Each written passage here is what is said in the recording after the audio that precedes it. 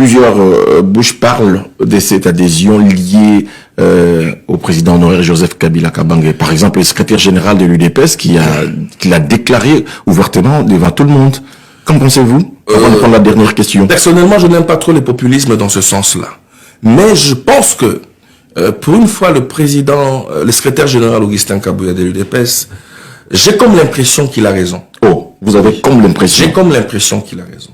Parce qu'il suffit de voir l'accointance que tous nos jeunes amis ont développé, je dirais, avec l'ancien président. Le silence ostentatoire. Est-il coupable ou complice?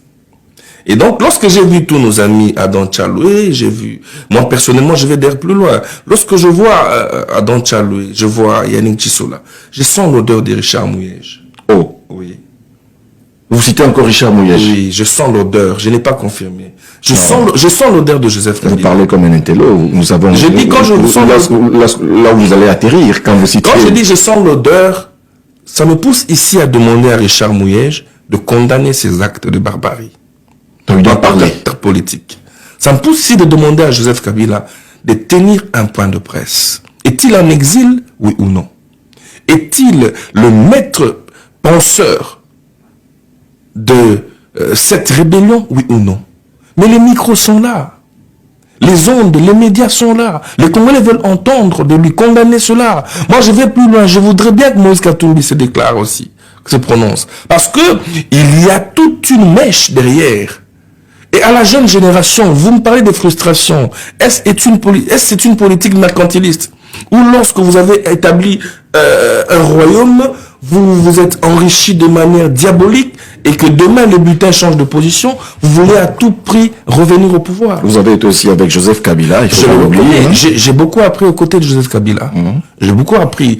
Et tout ce que je n'ai pas appris, c'est de faire la rébellion. Voilà pourquoi vous ne me verrez jamais faire la rébellion. Très bien, on attend. Hein, j'ai également, non pas du tout, ça vous ne me verrez jamais. Moi, aller collaborer avec les Rwandais pour prendre le pouvoir. Non, pas seulement les Rwandais, faire la rébellion, cela nécessite pas d'aller au Rwanda. Je ne peux pas faire la rébellion. Je suis président d'un parti politique.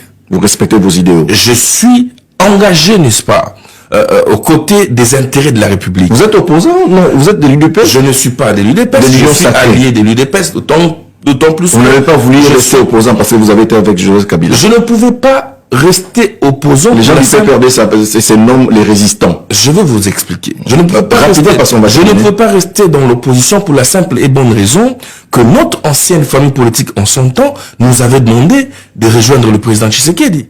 Ok. C'est Joseph Kabila qui a dit à tous de soutenir le président Tshisekedi. Okay. Pourquoi lorsqu'il y a eu élection... Il vous a envoyé de soutenir Tshisekedi. Il nous a demandé... Aujourd'hui, il devient encore des mèches avec la rébellion. Je pense que l'homme congolais, comme je vous ai dit, a une inconstance dans la philosophie de faire les choses. Joseph Kabila est inconstant. Je ne confirme pas ici que Joseph Kabila est derrière Nanga et sa rébellion. Vous sentez l'odeur? Je sens l'odeur de Joseph Kabila. Et de Richard Mouyej. Et de Richard Mouyej. On va prendre une dernière question.